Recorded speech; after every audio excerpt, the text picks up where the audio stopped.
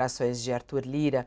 Nos últimos dias, a nossa audiência é muito preocupada com essa história da anistia correndo pelo Congresso, né? Num primeiro momento, deu a impressão ali de que Lira dizia que não, não vai ser nessa celeridade, e agora a Lira disse que vai dar até o fim do mandato dele uma solução para esse projeto de lei que prevê anistia aos condenados pelo 8 de janeiro de 2023. E ele falou que essa discussão estava sendo usada de maneira equivocada, inapropriada, inclusive, usada inapropriadamente para interferir na eleição da presidência da casa, que é em fevereiro.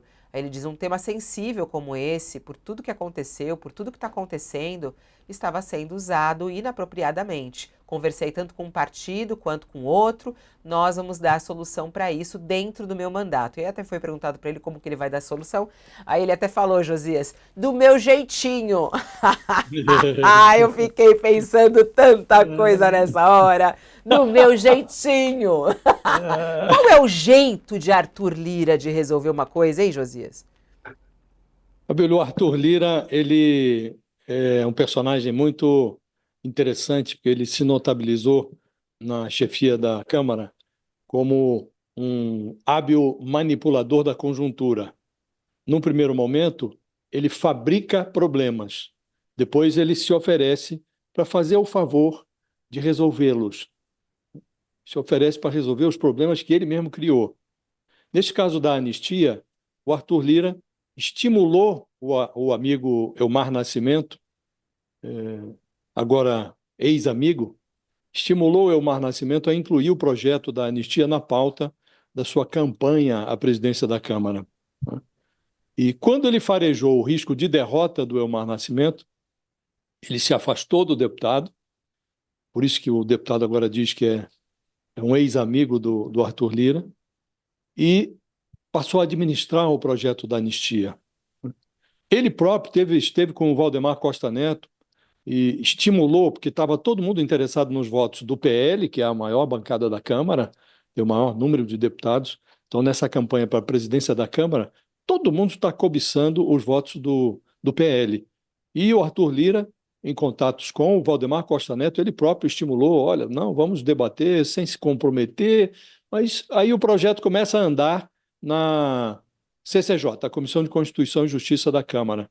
De repente, o Arthur Lira desembarca do Elmar Nascimento, breca a tramitação da proposta de anistia, que seria aprovada na Comissão de Justiça da Câmara na terça-feira. Ele tira de lá e coloca numa comissão especial e se oferece para resolver o problema, um mediador entre o PT, que não quer votar, o Partido dos Trabalhadores, que não quer votar essa proposta, e o PL, que quer não só votar, mas colocar ali um artigozinho qualquer que suspenda também, além de anistiar os golpistas do 8 de janeiro, que suspenda a inelegibilidade do Bolsonaro. Ele joga tudo isso para uma comissão e fecha com a candidatura do Hugo Mota.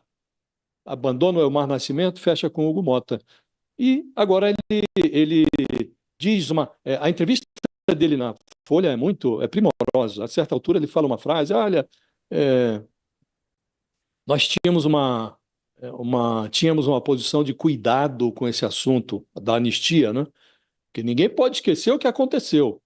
E há muita gente que reclama das penalidades, que são injustas, de gente que não participou daquele movimento e que está agora recebendo penas muito sérias.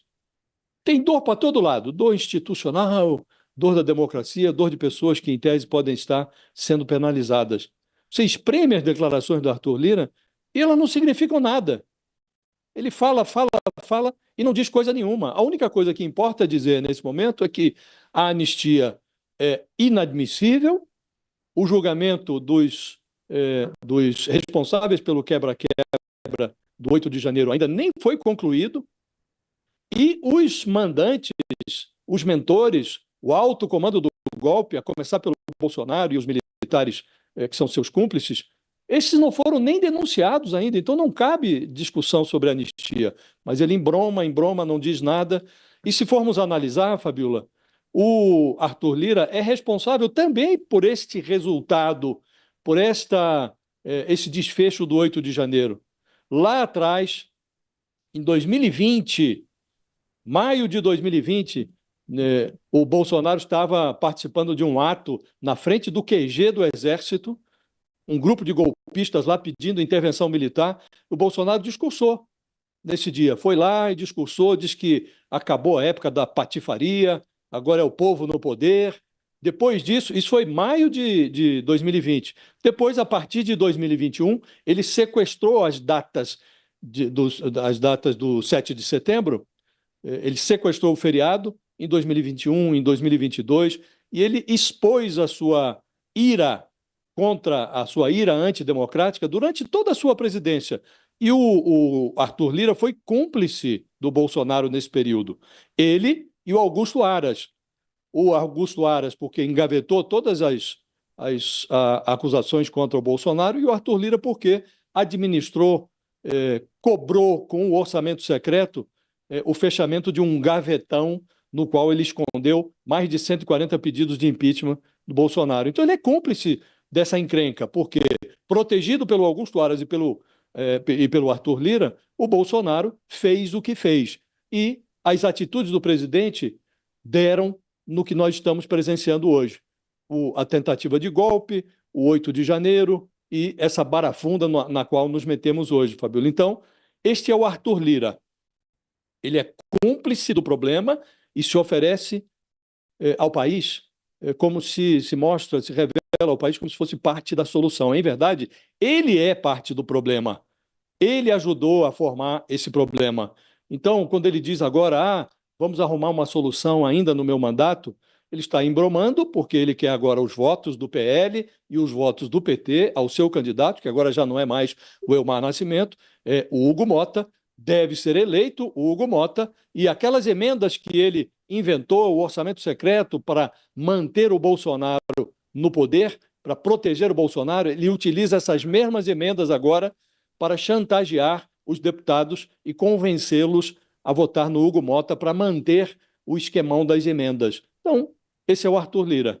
Ele fabrica problemas e depois simula soluções. Os problemas são reais, as soluções são apenas hipotéticas, Fabíola. Achei interessante que ele falou, eu quero, tem dor para todo lado É isso. nessa questão, né? Ele falou, tem dor para todo lado, tem a dor da democracia, tem a dor das pessoas que foram presas e estão sendo penalizadas, tem muita dor. Resta saber qual é a dor que ele vai defender, né, Thales? Para você tá clara a posição de Arthur Lira, ele é a favor da anistia? Olha só, Fabiola, na Idade Média tinha um personagem chamado Mefistófeles. Era um aliado do demônio que era encarregado de atrair as almas inocentes pela arma da sedução. O Arthur Lira tem uma coisa muito parecida com Mefistófeles. Ele atrai almas, só que não são tão inocentes assim.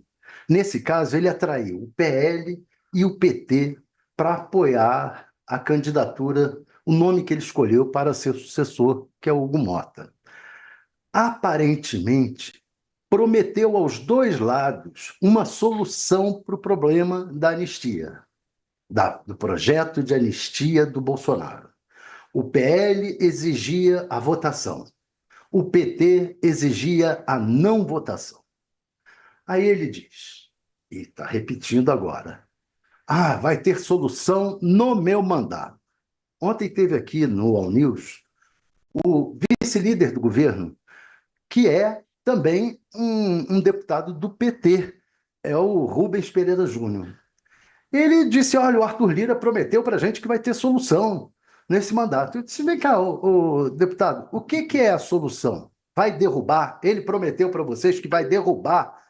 Aí ele ficou titubeando, enrolou, né? Mas, deputado, prometeu derrubar, o senhor vai ser derrubado. Não, vai ser derrubado. Aí ele cedeu. Não, prometeu derrubar. Só que o Bolsonaro também deu entrevista dizendo que teve com o Arthur Lira que vai ser votado.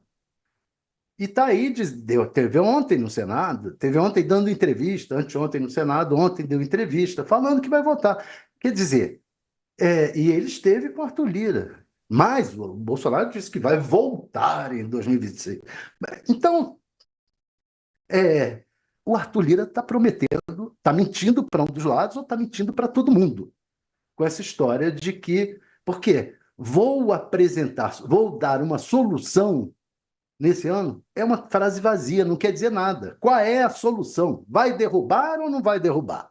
É essa que é a questão. E que ele tem que dizer, afinal, para que demônio está jogando. Você acha que ele é a favor, Josias? O Arthur Lira? O Arthur É, Lira para é a que favor demônio de ele tudo está que jogando, pegando a deixa até do Thales, né? Qual é o demônio que ele está jogando? O Arthur Lira é a favor de tudo e contra qualquer outra coisa, Fabíola, desde que os planos dele sejam mantidos, preservados, né? Aqui ele é a favor de. Não tem interesse próprio nessa matéria, não é? Ele estimulou a ira do Bolsonaro enquanto lhe foi conveniente. Depois ele se apresentou como solução no início da gestão Lula, aprovou, ajudou a aprovar a PEC da transição, que facilitou a vida do Lula num primeiro momento, e aí se tornou um personagem importantíssimo durante a gestão do Lula, e agora ele está tentando, ele vai voltar à planície, né? E ele tem pendências aí, tem acertos que ele vai precisar fazer mais adiante, né? E todos os ex-presidentes da Câmara na era moderna que retornaram à planície terminaram mal. Terminaram mal.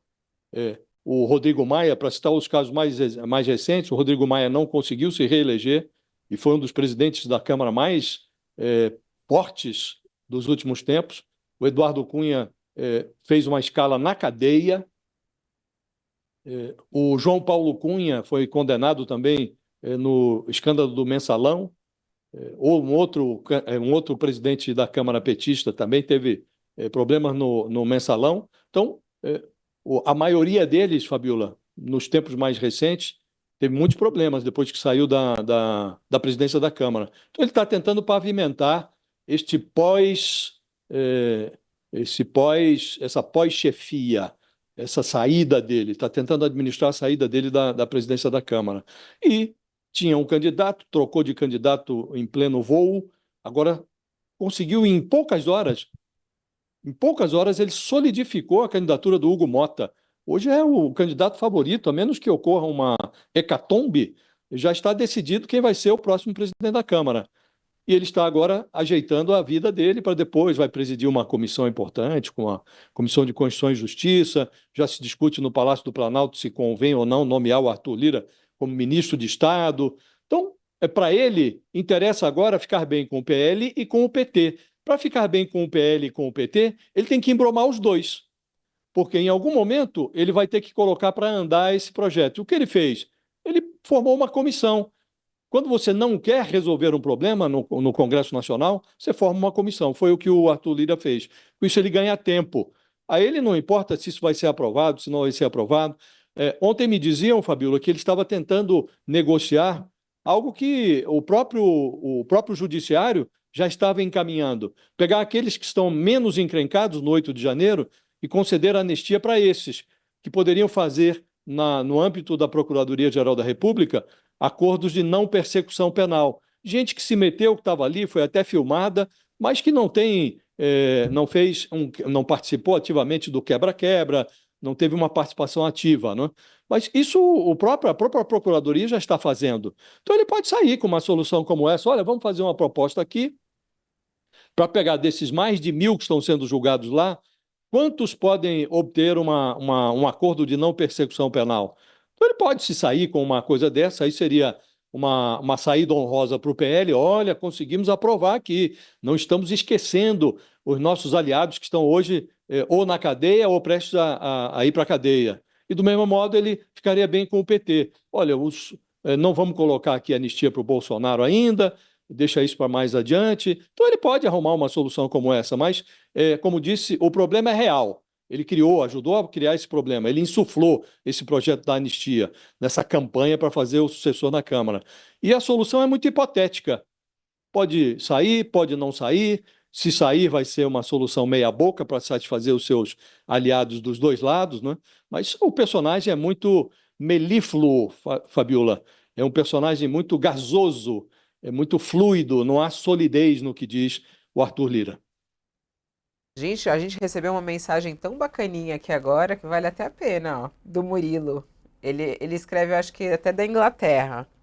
A memória do Josias é maravilhosa. A coçadinha de cabeça do Thales é incrível. A aula do Sakamoto, e aí ele fala da Fabíola na condução, dos debates, me faz ficar ligado o tempo inteiro em vocês. Oh, maravilha, Murilo. Faz um coração para ele, Thales, ou uma coçadinha na cabeça.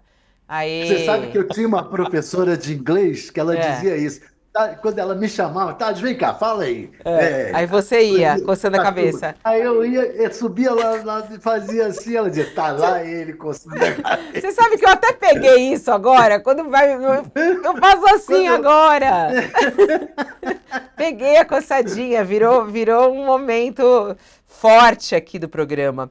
Bom, ó, já que a gente está falando de entrevistas, vamos falar sobre essa entrevista do Josias, ó, a entrevista do Josias, me ajudem, do Bolsonaro. O Bolsonaro deu